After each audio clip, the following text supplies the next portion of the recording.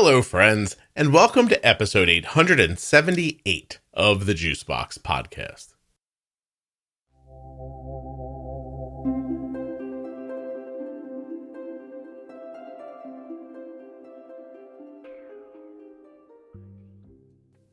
Today, Brittani is on the show. She is an adult living with type 1 diabetes, has a really cool story, and she enjoys the Mary Jane, the dope, the grass, the reefer, the pot, the weed, the Bambi, the blanket. You know what I'm talking about. Brittani's going to talk about smoking weed. She's going to tell us where the term dab came from, and I'm going to tell you something. I was surprised. To be serious, Brittani is here to tell us about all of her autoimmune issues and how marijuana helps her. Please remember while you're listening that nothing you hear on the Juicebox Podcast should be considered advice, medical or otherwise. Always consult a physician before making any changes to your healthcare plan, becoming bold with insulin, or smoking until your face melts off. Very quickly, t1dexchange.org/juicebox. Go if you're a U.S. resident who has type 1. Go if you're a U.S. resident who is the caregiver of someone with type 1. When you get there, fill out the survey completely. And once you're done, you've helped. That's it. See how easy it was to help T1D research? All you had to do was go to t1dexchange.org/juicebox and complete the survey.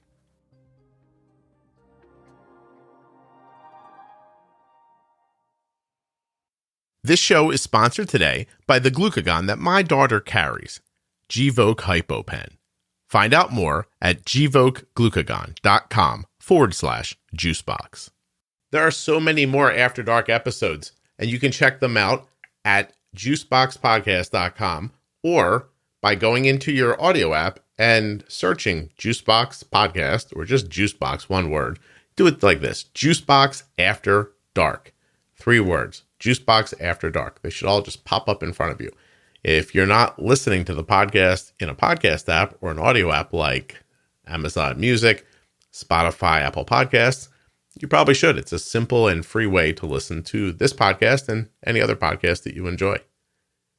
Last thing, if you're looking for community around diabetes, please check out the Facebook page for the group. 35,000 members and growing every day. Juicebox Podcast Type 1 Diabetes on Facebook. Hey, real quick before we start, I just pulled out my Spotify app and I searched Juicebox After Dark.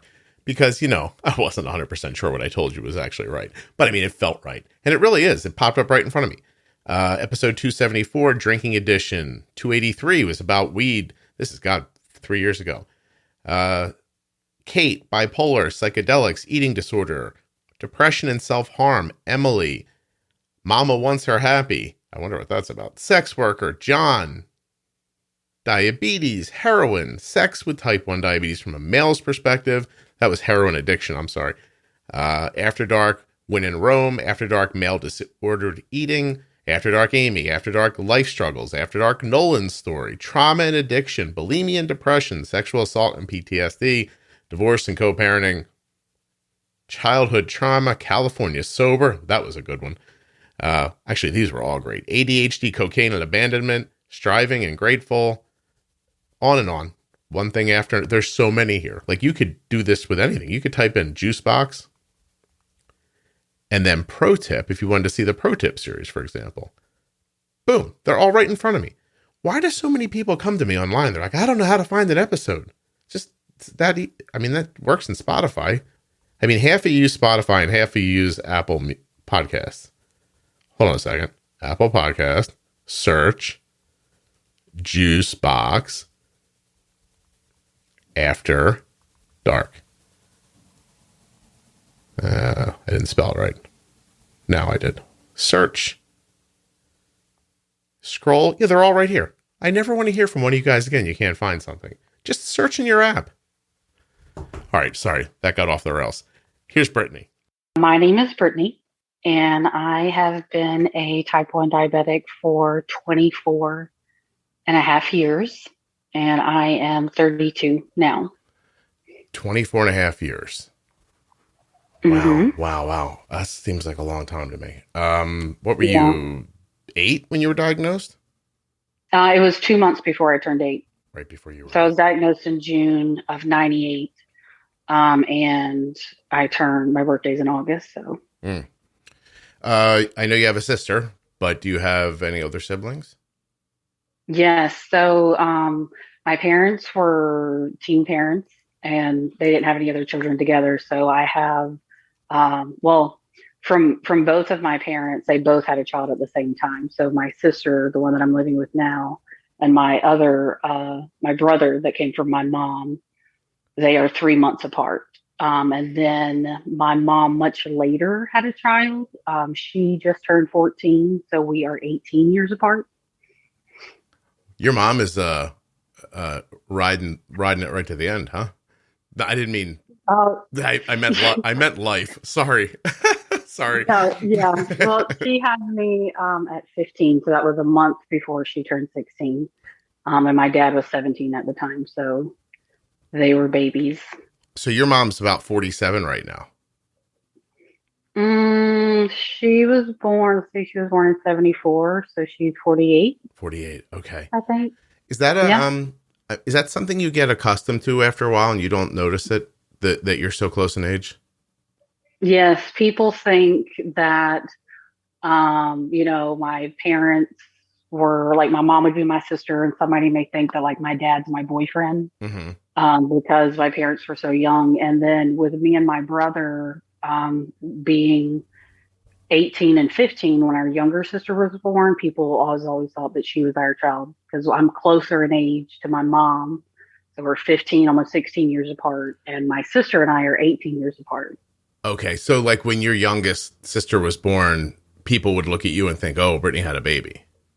Yes, Yeah. if I would have had her. We were 18 years apart. Yeah, so when like I was involved a lot in her life when she was like first born, and the following years after till I moved away, and so we would be out doing things, and people would think she was mine. I'd be How like, no, she's my sister. how would you describe your relationship with her? Is it more parental or more sibling? It's kind of both. There was definitely like when she was, I would say, definitely under 5, like in that toddler stage, she would almost like try to, almost like fight with me with a sister, like with her stuff or, take my food and phone and just stuff that kids do. Right. So it was interesting, but we're like best friends. I'm really close with all of my siblings. Yeah. So So when you see now, when you guys are together or you hear a story and it's a little like, I don't know, racy for the kid, you think, do you think like a sister or do you think like a mom when you hear it? both, Both? both. It just depends on what it is. But you know, Happens to me um, too. And that's why I was wondering. Like I don't firmly have a parental or a sibling relationship with my brothers. mhm, It's just, and it's not because of our age as much as it is of, the situation where I just sort of raised them in a, yeah, in a certain time of their life. But it's super hard. It was difficult for me to, you never know really where to draw the line when something happens. Like, you know what I mean? Like something cool happens to them that your parents wouldn't like, but your brother would love. And you're like, I don't know what to say. It's interesting. yeah. So I know what you mean. yeah, yeah. So you've had diabetes since you were 8. Does anyone else in the family have it? No. Nobody else. Mm-mm. Does anybody else have any autoimmune stuff? Vitiligo, celiac, Hashimoto's, anything like that? We do have some arthritis and thyroid. There's nothing else that I can really think of, Mm-hmm. or I know offhand. But I know like I've listened to every one of your podcasts. So it does run, like I know you've talked about it running in a lot of the female members of the family, or at least in yours. Maybe Right. that's how it is. So it's kind of that way in mine as well, like my mom and grandmothers and things like that, and aunts. Is the arthritis rheumatoid arthritis? Like is it Yes. autoimmune arthritis? Who has it the worst? You don't have to tell me who, but does someone Um, pop into your mind when you think of that? both of like I know on one grandmother does, and I'm pretty sure the other one does. I just the one that comes to mind, she kind of talks about it more, I guess you could say. Mm-hmm. Is it limiting for them? No, she still works. She's I don't know how she was 39 when I was born. So how she was born in 51. I know people's years sometimes, and Yeah. by this time I forget how old they actually are. It's such a, But she still works. okay. It's just such a, I'm going to curse. It's such a mind when you talk about people's ages. It's like my grandmother, she was 39 when this happened. I'm like, wait, what? Yeah. I just remember she was how old she was whenever I was born, and what year they're born, so that I go on my calculator and do it if I forget their actual age at the moment. It's interesting. Okay, so do you have just type 1 or do you have anything else? Oh, yes, I have a lot of stuff. I've had, I have currently, I guess you could say, fibromyalgia. Oh. I have dysautonomia. I have some gastroparesis, but it's really mild. It's really triggered by certain foods, which are honestly foods you shouldn't eat anyway, like certain like fast foods or like fried foods or different things like that. And what else do I have? Is there something else? I have a little bit of neuropathy as well. But that, thankfully to you, since my A1C is now in the fives, I don't really have a lot of the symptoms of the neuropathy, like I did when it first started.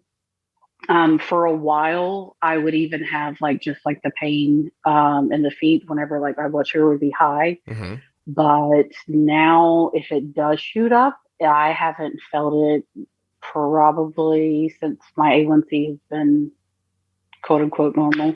Oh, Brittani, you caught me like you're the only recording I'm doing around Christmas, and my family's here, and my kids are getting ready to leave, and you just made me cry. I don't know, like you just said like thanks to you, and then you started talking about not having nerve pain, and I got really emotional.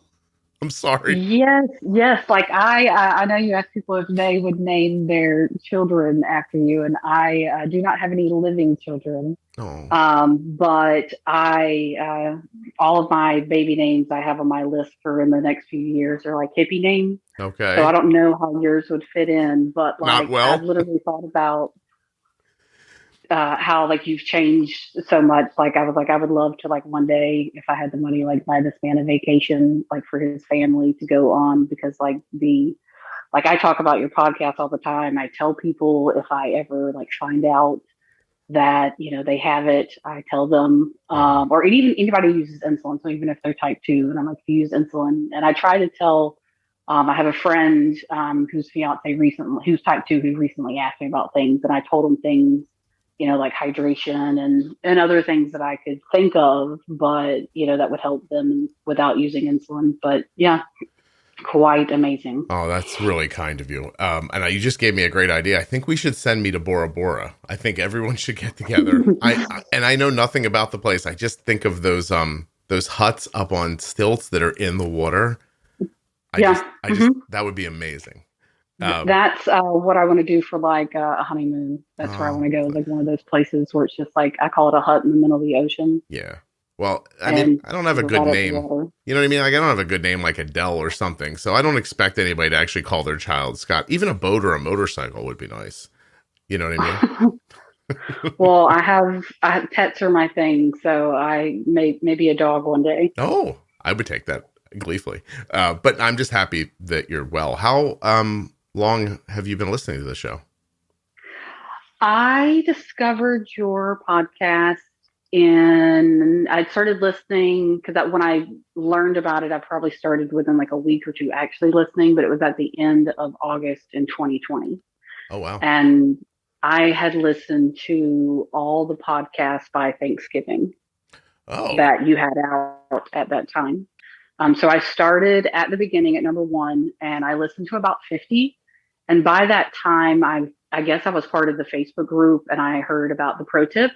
Mm-hmm. So then I went and listened to the pro tips, and then I started back going through all the others from, like I said, it was about 50 where I started those pro tips. Oh, that's amazing. I'm so happy. I just saw a note the other day. Like, there are people's names that I know, I don't even know how to tell you why. Like, it's probably just like spellings that hit my brain differently. You know what I mean? Like, and some people's names stick out.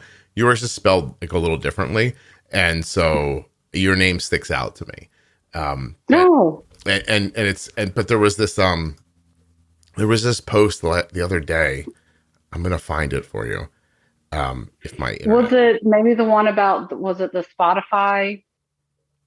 Right. I had said I wish I listened to it on Spotify. Oh, that one's where the last time I saw your name, but I'm gonna tell you something from a different person. I know Okay. But so this post goes up around Christmas, and this happens around the holidays. Like, people are very kind and they take a little extra time to say thank you about the show or something like that. But this gentleman discusses that his daughter was diagnosed, and he finds the podcast like that evening, like just out walking, and how he talks about devouring the content and how it brought him up to speed and where they are now.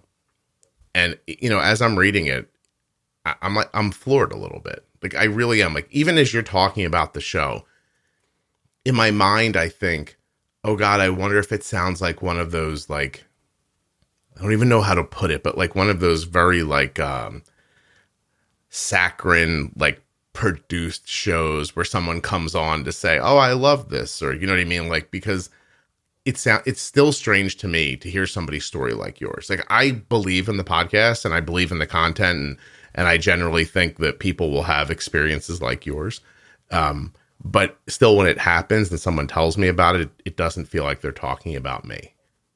And I had this experience reading this person's story, Matt's story, on the Facebook group the other day, right before the holiday. And I read it and I was like, oh, this isn't about my podcast. Like, it just never feels real enough. I don't know if it will one day or not, but right now I don't think it's imposter syndrome. I'm pretty aware that what you said is true. It's hard. It's just hard to take. You know what I mean? It's a weird thing to absorb. Yeah. I actually know exactly what you mean. I own my own business, and on Google we have all 5-star reviews. Mm-hmm.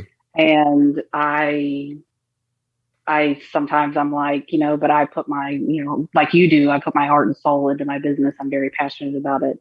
So we just kind of get out what we're putting in. Yeah. Well, I don't know. It's hard to completely, for me, it's just hard for me to completely, I don't want to say accept. I do accept it.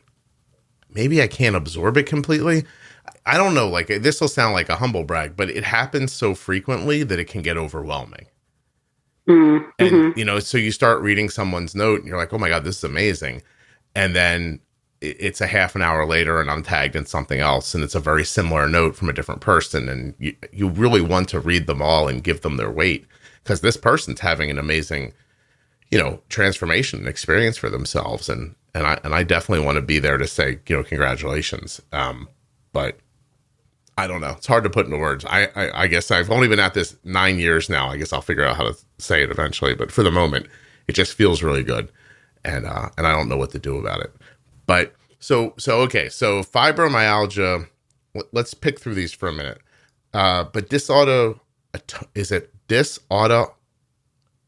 how do you say it? Dysautonomia. Dysautonomia. How does that affect your life?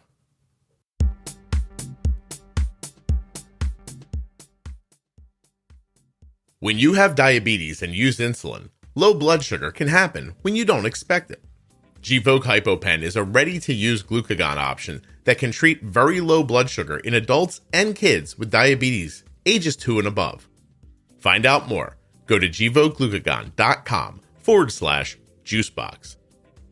Gvoke HypoPen has no visible needle and is a premixed autoinjector of glucagon for treatment of very low blood sugar in adults and kids with diabetes, ages 2 and above. Find out more. Go to gvokeglucagon.com/juicebox. Gvoke shouldn't be used in patients with insulinoma or pheochromocytoma. Visit gvokeglucagon.com/risk.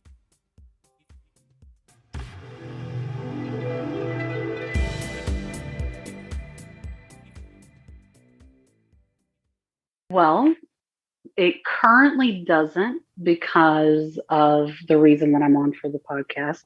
my marijuana usage. Mm-hmm. But when I first started having symptoms, my resting heart rate was like 130. So it was hard for me to like even just stand outside in the sun. Okay. I live in the South, so there's a lot of humidity, and just being outside for like 5 minutes I would be exhausted already and, miserable. Mm-hmm. And my heart racing even more, or doing anything like physical was like really exhausting for the same reason. So I saw a cardiologist. They did a lot of tests. And that is what they kind of told me was my diagnosis. And I was taking, you take a beta blocker to treat it. Okay. So I was taking that. And then once I started using marijuana, like all the time, I guess you could say, or daily, or however you want to put it, often, I noticed that I guess maybe I didn't like have my medicine, or maybe I was during my transition to moving to Florida.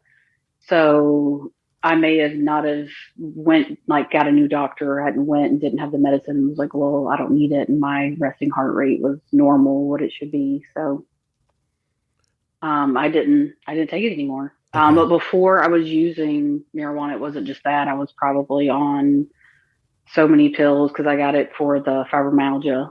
Mm-hmm. And I was on, different pain medications and things like that. Wow. And so what's the order of the diagnosis? Is type 1 first? Yes. Mm-hmm. And then how does fibromyalgia come into your life, and how do you know you have it? How do they diagnose it? I was having a lot of pain, and they really ruled out a lot of other things. Fibromyalgia, I don't know if it does now, but then it definitely didn't have a test. Mm-hmm. So I was about 23 when I got that diagnosis. And that one, and the dysautonomia, and really the gastroparesis, like those all came together, I guess you could say, almost. Within a year, did I get those diagnoses. Okay. Wow. So it all just sort of piled on you at once. Mm-hmm. Yeah. And actually, they didn't diagnose me with the neuropathy technically until I brought it to their attention. I was losing like a bunch of weight, and the reason why was because I was getting full really fast. Mm-hmm. And they did all kinds of tests, and I've been pretty much regular my whole life, so I was having different GI issues. Brittani, I'm so sorry. I'm going to do something crazy. Give me a second. I just have to take a phone call. Hello? Okay, no problem. It is. Brittani, I'm so sorry. No, you're okay. Yeah, just to give this a tiny bit of context before we get back to what you were saying. My son is now about 8 months out of college and been applying for these, a ton of different jobs. And what he wanted to do was it's one of these situations where the entry level of what he wanted to do is still not entry level, if that makes sense. Like, would they hire people for entry level, and these people already have years of experience in like other businesses and things like that. So he'd been, I don't need to be coy about this. He was trying to get a data analysis job with a Major League Baseball team. And he was trying to get these, like literally, like they'd call them internships sometimes, but he was underqualified for them because they were hiring people who had been out in the workplace already for so long. And so he kind of, he spread himself out a little bit and found this other job that he was interested in, and applied. And they said he got the job, which was really terrific.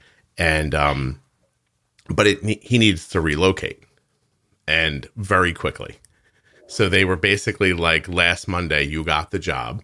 There'll be about a week of you filling things out. And he literally is just right now out proving who he is. I didn't know that businesses did this, but he had to get something they called an I-9 verification.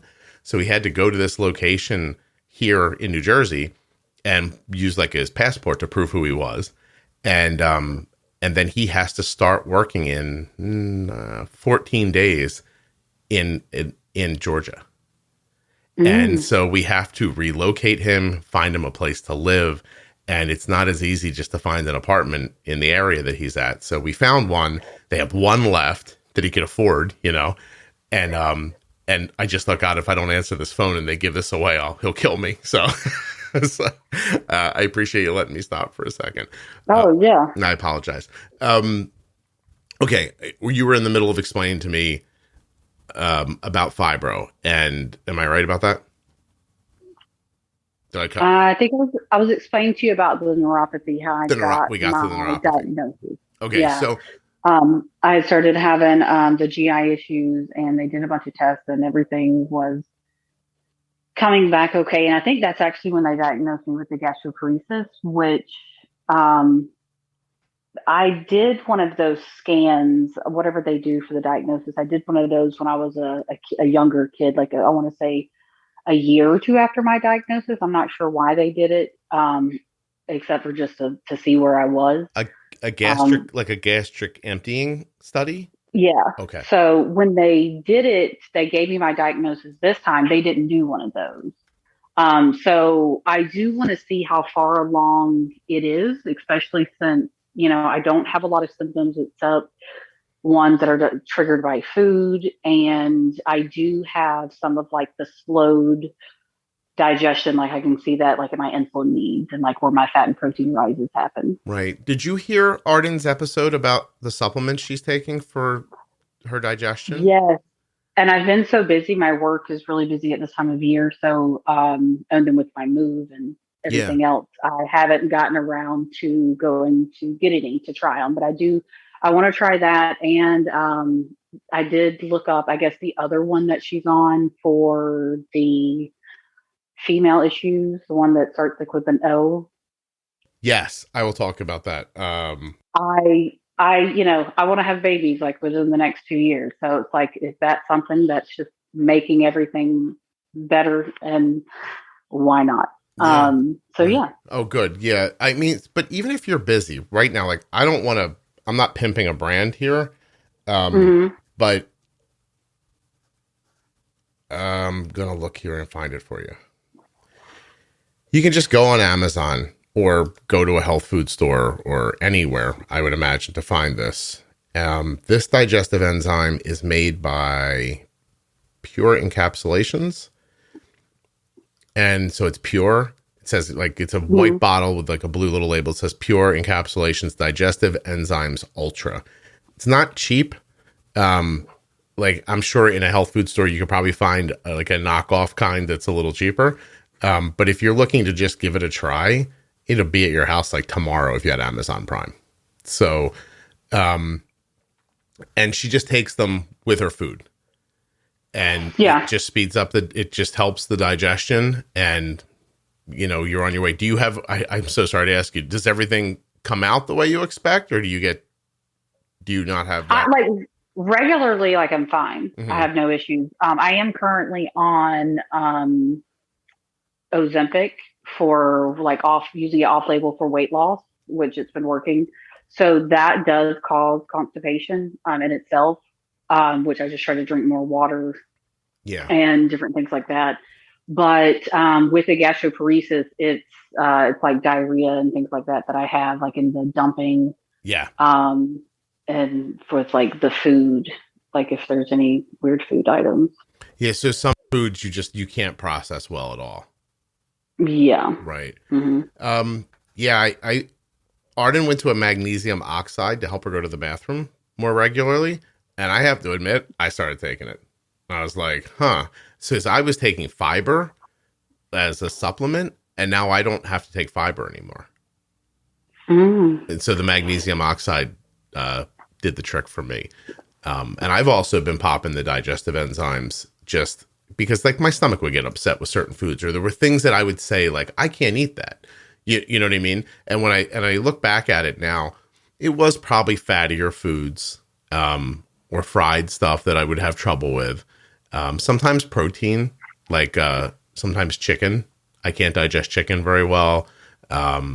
Interesting stuff. But I mean, these things are like incredible. I mean, they're affordable in the grand scheme of things. You know what I mean? Like if if $100 every 2 months is going to keep you going to the bathroom, well, you'll find a way to make $100 and get that stuff. And it's Yeah. not it's not like crazy. I also don't know that if you couldn't prove it to a doctor, if they couldn't write you a prescription for it.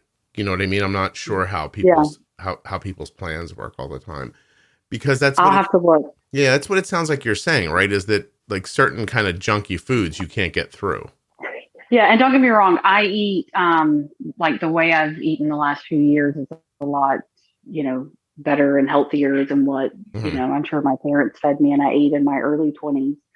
But yeah, I don't really eat a lot of bad stuff, and I travel for work. I know you said if I ordered it by Amazon, I'd get it tomorrow, but I will hopefully be home by Thursday night or Friday morning, because Oh, I'll leave okay. after this to go to Ohio, to then go to Virginia. So, Oh, good for you. You're getting back to where you mean to be then. well, I travel for work. Oh, I see. Oh, I see. Okay. Yeah. Oh, so you'll be moving around. What do you do? I own my own business doing animal transportation. Oh, no kidding. So what kind of animals do you move around? It's mainly dogs, cats, but I have transported rabbits and mini pigs, and I have another mini pig scheduled at the end of January. So people will literally pay you to like trailer, I'm assuming, or transport somehow, an animal like a great distance, like if they're moving or something and they can't do it. Yep. So I have I work with rescues, especially rescues in my area, where dogs are either being pulled from like a shelter and going to a rescue that would then go to a foster home and be adopted, or they're being adopted by somebody. Yeah. Also, people that get new puppies and kittens. So sometimes they may find a breeder or find somebody that's rehoming their dog from somewhere that they don't want to drive. And also people that go on vacation and move. So I have a lot of people that they like to fly when they move, and they just, hire movers to take their stuff, and Yeah. then hire people like me to take their pets. I work with a lot of high-end clientele that are like snowbirds. So I get a lot of requests to drive their luxury vehicles with their pet in it. Oh, So I recently flew to New York, got in a car with a dog, drove back. I have a few repeat clients that do that. I drive their Land Rovers or BMWs with their dogs in it while they go on their vacations or their snowbirds. that sounds So, pretty great, but actually. I have an SUV, a Honda Pilot, so I do it in my personal vehicle. Otherwise, and my dogs go with me if there's room. So I have a trip coming up where I'm going to be going up the East Coast where I really won't have room for my dogs, so I'm going to leave them home. Well, that's an interesting way to see the country too. It's kind of great. It is. Yeah. I've saw a lot, and I go from California to Maine. So all the snowstorms that happened on the East Coast earlier this year, I drove through all of those in the snow, and I had never really driven through snow before, but I'm a really good driver, so I adapted well. Wow, that's really interesting. Well, then how do you mix in this other thing? So you said that you've been managing one of your issues at least with weed, right? So how do you characterize the frequency in which you smoke? Recently it's kind of went down, honestly, a little bit. And part of that is just because of cost and access. Mm-hmm. So when I first started, like when the election, I live in Florida. So when the election happened in 2016 and they allowed medical marijuana, I was at the time dating a guy that was a nurse. And he knew a lot of friends. He was from the area that we lived in Florida, was where he grew up. And so he knew a lot of high-end people that would buy marijuana from this person. So it was a friend of his, and he got some for me to try just to see if it would help with the pain. Because at this point, with the fibromyalgia, I had started on what is tramadol. But at the time, tramadol is now a controlled substance, where before, when I started taking it, it wasn't. I was on the max dose of that, and it turns out that I was actually addicted to it and didn't realize it. I was taking so many pills at the time. I had a pill container with like morning and night and 7 days a week. And there was a day where I knew I took my medicine that morning. Like I was so sure that I didn't even look in the thing to double check. But I was having pain and I was having like sweats and like chills, and I just felt nauseous. And that evening, when I went to go take my medicine, I realized that I had not taken it that morning. Like I knew that I had. And I was like, I've been in withdrawals all day. And so I tapered myself off of that. And then after that, I was on gabapentin, and that was the only thing that worked. I had tried other things like Lyrica, and gabapentin made me gain a lot of weight, and it made me very fatigued. So that was just, it wasn't great. Yeah. So when I tried it, whenever he went and got it, it worked.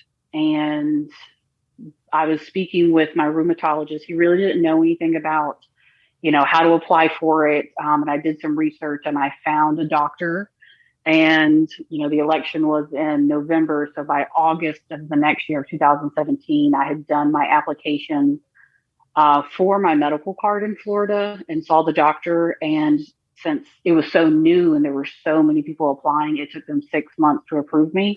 Yeah. So I didn't get approved until February, where now you may have a month turnaround, if even that. It may even only take a few weeks. Wow. So that's how I started. But during that time, I was buying it illegally. That source kind of fell through.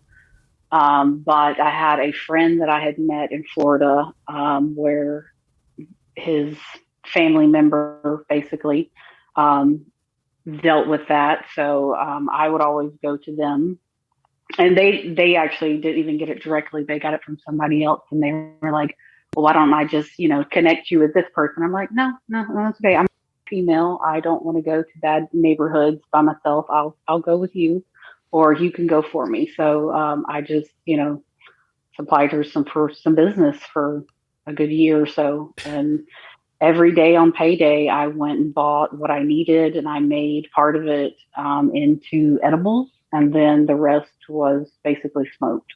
Okay. So let me ask you first, how would you describe the pain that you were medicating yourself for? Is it all over body pain? Was it joints, muscles? Like, what were you trying to escape? Mm-hmm. It was a lot of both. It was really both joint and muscle pain, but like the fatigue was another big thing that comes with fibromyalgia. That's I don't even know, that may be worse than the pain sometimes. I feel like, so like anytime I try to do anything, it's like I really have to like prepare myself mentally and just physically to do it. Living in Florida, I love Disney World. I have an annual pass, and like if I go to Disney for the day, I'm like dead the next day. Mm-hmm. And these transports that I do, I'm easily like down for a day whenever I get back from them. They really wear me out. Yeah. Okay. So and they gave you some fairly heavy medication, which obviously you got away from. Was that medication though helping with the pain, the tramadol, for example? It was in the beginning. But it gets to a point where you're kind of on the max dose and your body's like needing more. Mm-hmm. So, I mean, it would work, but it becomes an addiction that if I didn't have it, I was, like I explained, I was miserable. Withdrawals, yeah. Okay. Mm-hmm, yeah. Mm-hmm. So then weed, smoked or eaten, both helps you the same way? Yes. And I recently discovered, this has many benefits with the diabetes as well. And many of the symptoms, the gastroparesis, things like edibles can help. So if I do know that I'll be eating something, I'll take an edible. And when I say edible, it doesn't have to be a food. It could be a capsule. It could be a concentrate that comes in like a syringe that you heat up, and you just kind of like a honey or wax like substance mm-hmm. that you would eat. So it doesn't, when I say edible, it doesn't necessarily mean have to be like a candy or a food. It's just something that's taken orally. Okay. Either way is valuable for you. Yeah. So, like I was saying, if I know that I'm going to be, eating something that may bother me, I will take something before if I think of it, and it'll help. But I recently discovered what I do a lot of cooking with it as well, more so recently than I did in the beginning. Because in the beginning, when I was saying I would go get the amount that I would get every payday, and I would use a quarter of it. I would normally just like make a pound of brownies or something like that, and that's what I would eat on for when I needed it to for that time period until I knew I was getting more. Mm-hmm. But I've recently started like making butter and olive oil and coconut oil, and avocado oil. And when I've made the butter before and I've used that in dishes, but my boyfriend's birthday was back in October, and he is a big user like me. So what I did for his birthday was for every meal it was infused. Mm-hmm. So for breakfast, we had pancakes that had, or no, I apologize, we had French toast, and we had infused omelets. I had used like the butter and the oil that was in the pan was infused, and I had, what else did I have? I don't remember what else was infused for breakfast. Infusing it, like doing what you were doing, does it leave you? Is it medicinal at that level? Does it become recreational? Is there a point where you can't function, or is this a functioning part of your day? It depends on the person. So the people I was with that day were all heavy users. So it was my boyfriend, my brother, and one of his best friends, which is one of my current sources that I get stuff from. So I actually did it perfectly. It's one of the things that I'm interested in doing is like doing like, I'm a really big cook. I'm a really big foodie. So, I've thought about like doing catering, like meals or infused meals and different things like that for people as they need them, or dinner parties. Yeah. Because knowing what I knew about us, the thing is when you make these butter edibles or whatever it is, there's no way when it's homemade like that, there's no way to measure the THC percentage. Mm-hmm. So if I was to go to a dispensary, it would say it has this much THC, but I had no way of measuring it. So what I had done is knowing how much of I would use to make something and what I would, dose myself with. That's kind of how I went about with this, was how much flower. And when I say flower, that is the bud of the plant. How much I was putting in to actually make the products. Okay. Wow. Well, you're learning about it as you go as well. Yes. Yeah. Can you use it while you're transporting the animals with like success? I really don't. Sometimes, like at night, I may, if I have pain, but I have a lot of, with the driving, it has a lot of physical pain. Mm-hmm. So I use cream. And with the cream, you don't get high. It treats it's a topical. Yeah.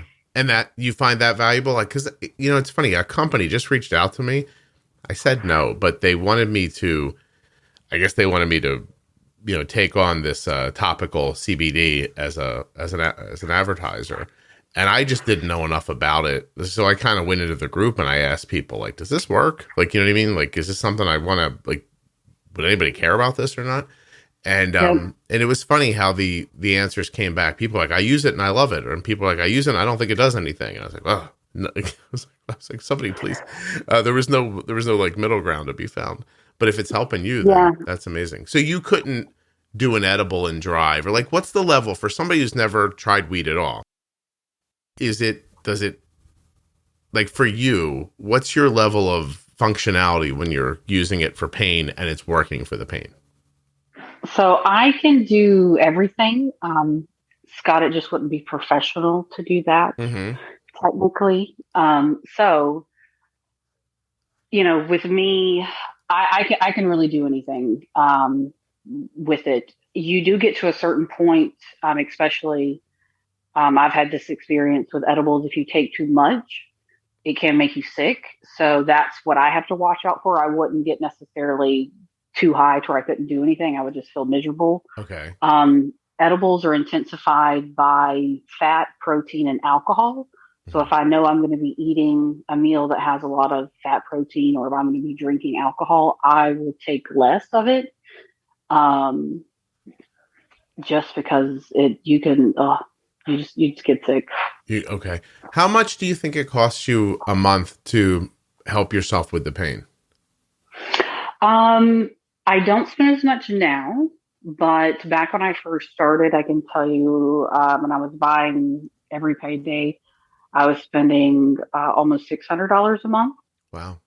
Jeez. Now I may spend a few hundred. It's hard to tell because now that me and my boyfriend are living together and we're buying together, it's not the same. And I had, when I was buying from dispensaries, they have a lot of deals and they have a point system. So I would stock up on stuff at different times. So I've used that kind of the last year since things in my income has changed. Like a punch card? Yeah, it's a digital punch card essentially, but after so many points, you get a reward or 10% off. And then they had their own deals that they would have daily, buy 2 vapes, get 1 free and different things like that. Well, if anybody thinks retail is not hard, weed dispensaries have punch cards. Yes. It's not easy making a small business work. Yeah. But one of the things that I was going to mention about the diabetes, the day that I did that edibles, I made that for my boyfriend and we had a meal for breakfast, lunch, and dinner. I needed 50% less insulin. That was going to be my next question is does it lower your stress and change your insulin needs? Plus pain, adrenaline from pain, all that stuff that comes with pain as well. So tell me what you need in a day with it and without it. Well, in that day where I had done, I had eaten all day, like I said, I needed 50% less and then also 50% less the next day. But one of the things that I learned to make from that meal was I made a homemade Caesar dressing and I made it with the olive oil that was infused. And so every once in a while I'll make that and we'll have like a Caesar salad at dinner and I'll put it on. And I don't feel anything from it because I have such a high tolerance and it takes so much for me, but I would need probably 50% less insulin for the next like 6 hours, maybe 12 at the most. And I maybe wouldn't have to bolus as much like for that meal if there was other items. If I was eating like fat and protein, like that would help out that spike later. Yeah, 2 questions. But that was only recently in the last few months that I discovered that if I was to take like an edible randomly, like this day just for pain or whatever, I don't notice that. It's only noticed it with the cooking of the oil and the butter and the food that I use, the fresh food that I use. Okay. So smoking it doesn't change your insulin needs. Not that I've noticed, but I will say when I first started seeing the benefits of it, I would say after 6 months or a year, just in my life in general, after I started using it, I went to my doctor, and that was back when I wasn't taking care of myself the way I should have. Like I wasn't checking my blood sugar. I wasn't giving insulin like I should. And my A1C had dropped 2 points because I knew when I started using it. And it had went from like a 10 to an 8 over that time frame. Wow. How do you, like when you say you infuse the oil or the butter, can you tell me how you do that?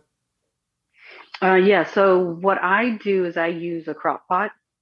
The method that I used, I did some research on places that have labs where they can test the THC percentage. And I used a method that yields the highest THC. So you have to take the flower, the bud, and you grind it up and you decarb it in the oven. So you cook it at 200 degrees for like 30 minutes. You take it out, you spray it with Everclear, which is this very disgusting liquor that's very bad quality, I guess you could say. Okay. You let it sit for 15 minutes, and then I put it in a crock pot for probably like at least 6 hours, but you could really, like sometimes I'll just leave it overnight, so it could end up being there for 12. And you let it cool down, and then you strain it with like a cheesecloth. And then what's left that's it. And you can save like the bud, what you strain out, you could use. Recently when I made some coconut oil and the bud smelled delicious. It smelled like coconuts. And I had used that like as a topper on like a frozen pina colada that I made. So I put like some whipped cream or something, and then I sprinkled some of that on top. It was delicious. Do you do you feel from other people any judgment about it at all? Oh yes, my mom is my worst critic.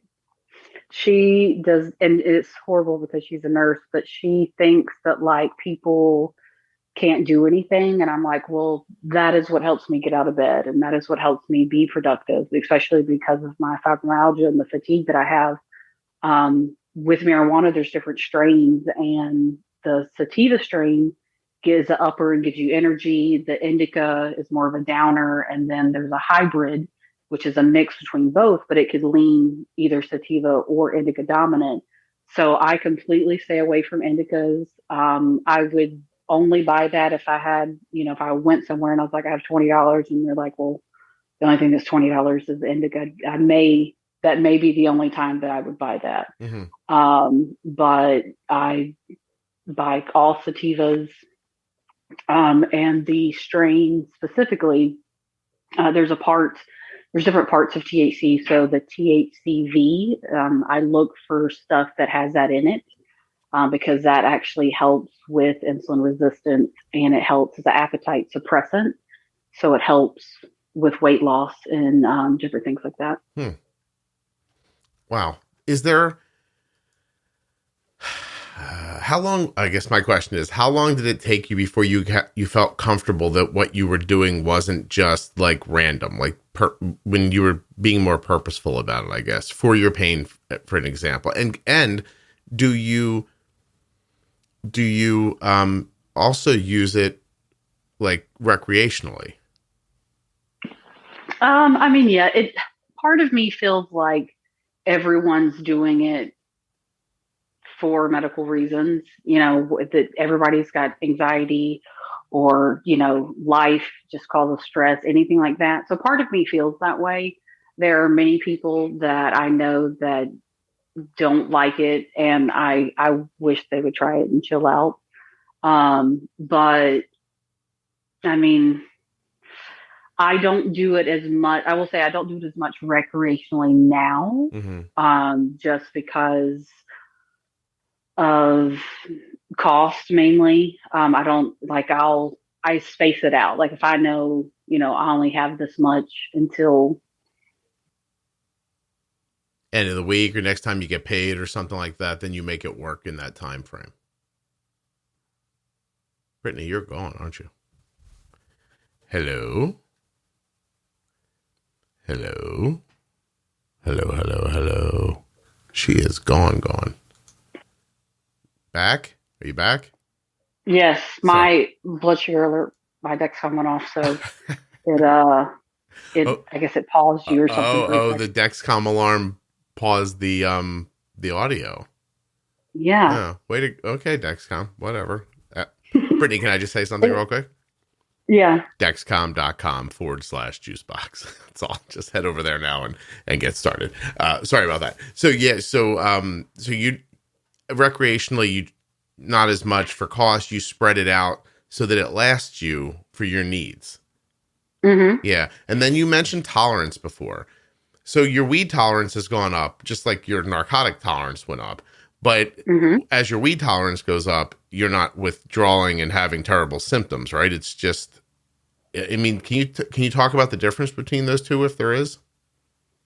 Yeah, there's definitely not, I'm not having any symptoms. If I, let's just say I left today and I went on a trip and I didn't bring my cream with me, like I'm going to be pretty sore whenever I get home. And I'm going to feel it that way. And, since I may not be smoking as much uppers and things like that, I may be more fatigued. So I'm going to have more of just my regular symptoms. But if it's just like a regular day where I'm at home and like I'm relaxing and I may be doing, light household chores or whatever, I could probably go really a good day or two in between, without really having too much pain. Okay. Or too much symptoms. There may be things with fibromyalgia. Sometimes there's things that'll come and they'll be there for just I'll have a spot that may hurt for like 5 minutes and then it kind of goes away. It's not in that spot anymore. So it's definitely not as bad as what I was feeling before. And even with me, not using as much as I used to, it's, the pain just isn't as bad, and it still is working. It's wonderful. Spreading it out. Yeah, it's really terrific. So when you talked about the cream, is that something you buy at like a local dispensary, or is it a retail thing? I make it and a dispensary. So any of the like retail stores that have like CBD, and that was one thing I was going to mention about CBD. Anytime you are buying like a CBD product, whether it be from like a gas station or a drugstore or wherever, like you would want to make sure that the CBD product is a full spectrum CBD product. So that way you're getting all the full benefits of the flower. But a lot of times for pain, what they've discovered is you really do need a little bit of THC with the CBD. So the one that I used to get from the dispensary, it was 50-50. So it was half and half CBD and THC. And when you talk about pain relief from it, is it cumulative? Does it build up? Like you used it every day for a week and it felt better, or you put it on and 20 minutes later, you're like, this is great. It's helping. Like how's the impact for you? Yep. You could use it that day. So like I said, I have an annual pass at Disney World and I will put it on my feet. It helps with like inflammation. So I'll put it on my feet before a day that I know I'll be walking a lot. And also I'll put it on my feet if I'm going to like wear heels or shoes that may be more uncomfortable, because it's going to help with that. So if I wanted to go get this cream for myself at a dispensary, I live in New Jersey, weed's legal here. Do I have to have I don't need anything, right? I can just walk in as a regular citizen and buy it. If it's recreational there, you can buy it. If it's medical, then you would have to go through like your state's process of applying for a card and seeing a doctor. Oh, I wonder which it is. You can Google it. There's a map, because whenever I go through like transports in different states, I'll look it up because I've stopped. Let me see. Where to buy recreational marijuana in New Jersey? 6 dispensaries in South Jersey and 17 stationwide. The first. Okay, so it is recreational here. Okay. Yeah, probably. I know different stuff in that area would be like New York, and I know like down to DC and things like that. But yeah, the map that I'm seeing. Some of these places are very oddly creative, but dad jokey with the names of their businesses. Mo Weed, which I think is amazing, and then Hollyweed. Again, it's silly and stupid, but thoughtful at the same time. I guess that would be most of the fun of opening up a dispensary, is coming up with the fun title for the fun name for the place. Maybe that's what I can do when I get to a point where I'm growing my own weed. I can name a strain after you. Well, hey, now you're onto something. That's way better than a baby, don't you think? I mean, yeah. Somebody named a baby after Arden. People would be asking for me or asking for you by name. That'd be wonderful. I was going to say someone named a baby after Arden, and she didn't know how to feel about it. She's like, that's weird. And I was like, I don't think it's weird. And she's like, I do. I was like, oh, all right. So, yeah. Arden's great. She allows me to follow her on Instagram, and she's wonderful. I love her podcast, and I agree with her, at least in some political thinking on a lot of things. Isn't that funny? Yeah. So you're one of the people that she refers to as your people are following me. Is that you? Well, she makes it to where you have to approve her. Yes. So she allowed she approved me. There you go. Yeah, I know she's like, I got to make my account private. She's like, everyone's following me. And I was like, all right. I was like, what's it for then? She's like, it's just for me and my friends. I was like, all right. Anyway, so, for somebody like, we're up on an hour but let me ask you a couple of questions. I have never in my life smoked. Like here are the ways that the internet tells me I can take the weed in. It says that I can use a bong. It says I can use a pipe. a joint, edibles, vape pen, this thing called a spliff, which I think I know is, I think I know what that is. Then there's a blunt, dabbing. That's new for me. Yeah. Tinctures, which I guess is like oil. This one's good. I did a dab before this call. Did you? Okay, hold on. We're going to explain a little. What's a one hitter? We're going to go through the whole thing. So I think obviously I know what a bong is. This person's saying that this is a little more advanced. I wouldn't start with a bong, she's saying. You don't agree? I mean, I don't really know what the best thing to start with. I know the first thing, the boyfriend I was dating at the time, he did not smoke then. He couldn't because he was a nurse, but he had smoked earlier in his days, and he got me a pipe. And I was like, ugh, I don't like this. I didn't like the coughing, but I didn't realize that the coughing was really going to come with everything. So I moved to a bong next. And then after, for a while, I actually had like a herb vape. So it was like a vape pen where you still put the bud in it, and then you just move it around, rotate it around after a little while, after taking a few hits, and then you can clean it out and put more in. So I did that for a while. But then the person that I bought from, they got me using blunts, and that's where you take the cigars and you cut them open and you empty the stuff in them and roll them up that way. And then joints are made out of paper. So that's what I prefer. Blunts have like tobacco in them. Those are bad for you. All smoking's bad for you, but that's even worse. So the papers, or the cones is what I use. So that way it has a filter at the end. So you just basically stuff the stuff in the cones. And light it. A pipe would also be called a bowl. Is that right? Okay. See, look at this. Okay. So, I see. These cones are basically, they're pre-rolled papers almost that you just pack. Yep. Okay. And blunts, I know that's a mix of like, it's usually like a junky cigar that you kind of split open and pack it. Is that right? All right. All right. What else do we have here? Do the tinctures work at all?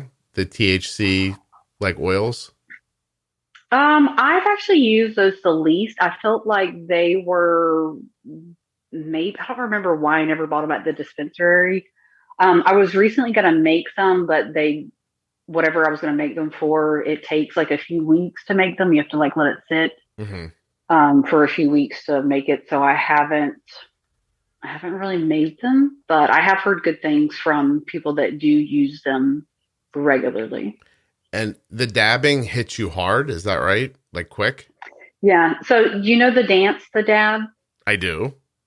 Okay. So where that comes from is because you're coughing so hard, you're coughing in your elbow, which I'm sure a lot of parents that, have their kids recorded doing this thing don't realize what they're doing. Oh, I see. Oh, that's hilarious. Okay.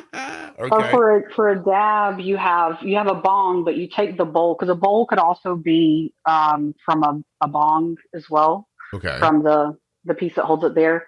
So you take out that piece, and there's another piece you have to buy that's like a quartz banger, where it has its own little bowl, but it doesn't have a hole in it like the other one does. And you heat it up with a torch, and then you take a concentrate. So that could be a wax, there's shatter, there's crumble, there's all kinds of things you can get. And you put that down in there, normally with a nail. If it's like shatter where it's like candy, you can like drop it in. And then once you hit it, you put a carb cap in the top. Brittani, this is the weed, like this is the smoking equivalent of looping. People heard that and they're like, it sounds good, but I don't know how to get it done. That's a lot of steps. Come over to my house. I can show you. You can put on a display. All right. So tell me this then. What are the downsides? Like if you step out of your life for a minute, are there any, like, to being involved with weed, like at the level you are? Like, are there any things that you like, I love what it does for me, but I wish this didn't come with it? Well, outside of health reasons, the high cost and government being, keeping it from people and things like that, that sucks. But as far as for health reasons, like I mentioned, the smoking, if you're smoking, any smoking is bad. So Mm-hmm. like when you are using a bong, that is going to be water vapor, and the dabs, that's all going to be done like water vapor, compared to where if you're lighting it with a cigarette. One of the things that I do to help, I'm very health conscious, is instead of lighting, like if I was to light a bowl or a pipe with a lighter, you use hemp rope. So you light the hemp rope and then you light your bowl with that instead of the lighter directly. Okay. So that helps cut out some of the carcinogens From that. Mm-hmm, What about mm-hmm. socially? Does it bother you that your mom doesn't understand? That's more so just frustrating more than anything else. Mm-hmm. Okay.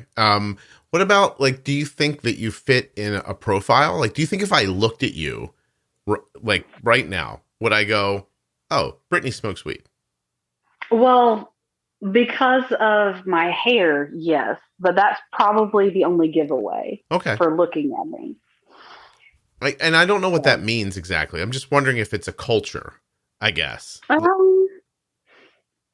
I mean, I do think that there's certain types of people, that use it. I think I will say there's a lot of people who use it who aren't as open about it as me, that hide it because whether it be employers, they don't post about it on social media as much as I do. Right. So it just kind of depends. Yeah. Like, do you think that if we went into Manhattan, you and I, and we were walking down the street and there were people walking by with like briefcases and like they were in expensive suits, that there's there's people in that group where they would be able to have the same conversation you would have. They just are able to or they're trying to visually hide that they're part of that culture. Do you think that exists? Oh, yeah. I mean, yeah. Yeah.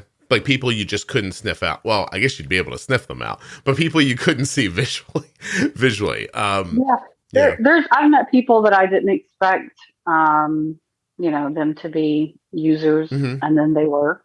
Nice. And now, what if I asked you, forget all this thing, forget your pain for a second and the things that you're trying to help medicate yourself with. If I asked you to just come on and talk about weed as a fun thing, would you have spoken about it differently than you did just now? No. Would have sounded the same? Mm-hmm. Yeah. So you're not like getting up and just getting ripped and baking an entire day of your life away and not really knowing what happened, or getting so high you can't function, like that kind of stuff. That's not for you? No, that was back whenever I worked a quote unquote real job where I wasn't my own boss. That's kind of how I got it to work. I hated my job. That's why I quit my job and started my business. It was how I was able to get out of my door and drive to work and deal with the people that I dealt with every day. So you were pretty blasted at your job that you didn't like. Yes. Yes. Yeah. Did that slow down your performance, do you think?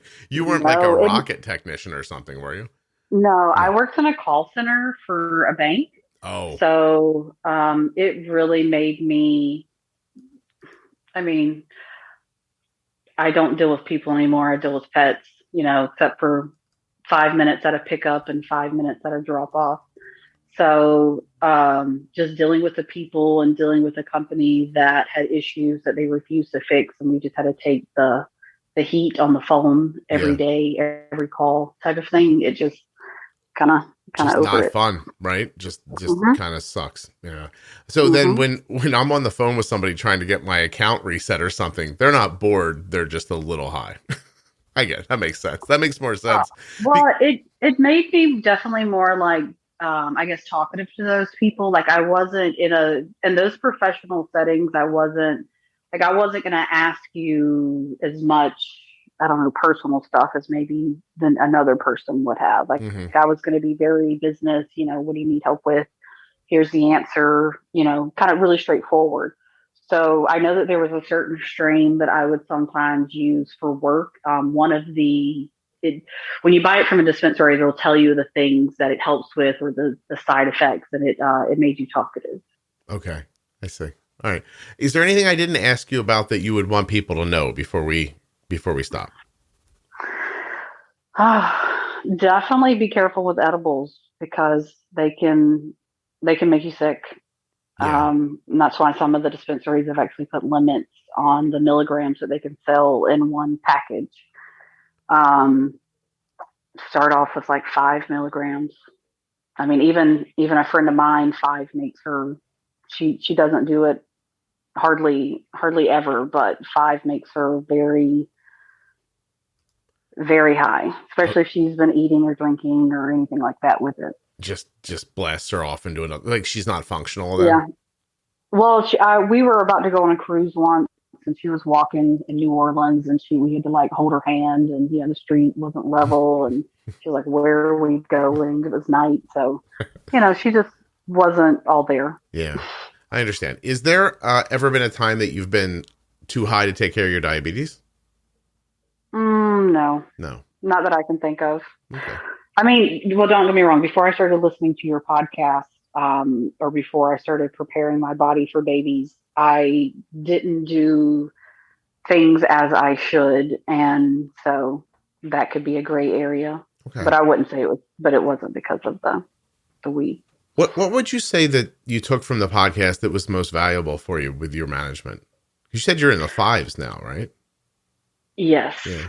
Mm-hmm. There was really a lot. There, just being bold with insulin. I had a lot of trauma in my childhood related to diabetes.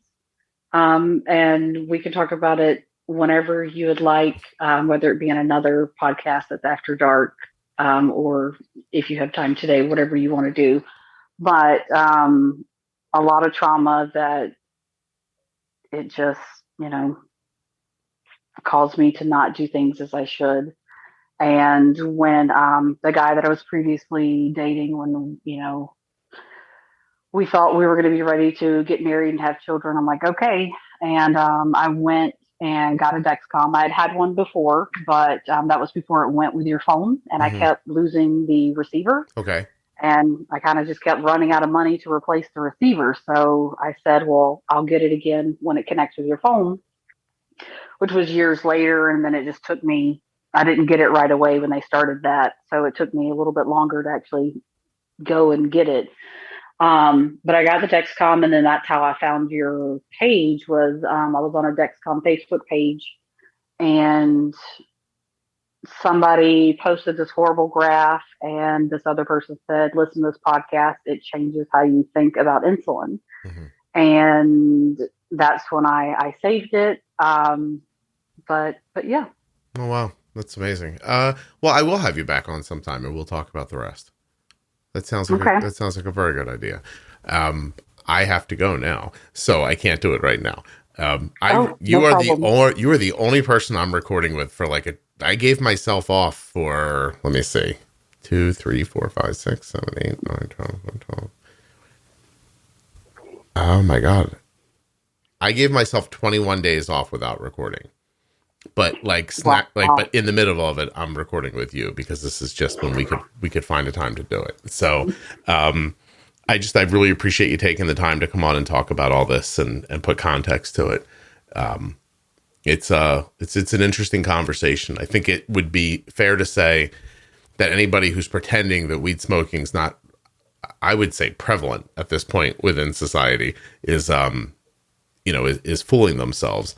But I think it's interesting to say that you don't really see it. You know what I mean? Like, you might be walking down the street one day and feel like, I smell something, or in a movie theater and you think, oh, somebody got high before they came in here, like that kind of thing. But, for all the people who are like, well, they're going to make it legal and then everything, it's just going to be high people piled up on top of each other outside. I haven't noticed any difference, honestly. The world doesn't seem any different to me. I think it's worth paying attention to. And I mean, if for someone like you who has these specific issues can feel that kind of relief, I don't know why it matters where it comes from, honestly.